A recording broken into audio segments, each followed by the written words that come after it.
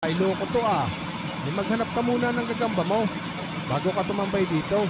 Bawal din ang walang panlaban. Panlaban ba? Pwede ka dyan ng manok. Hintayin niyo ako. Babalik ako. Hahanap lang ako ng gagamba ko.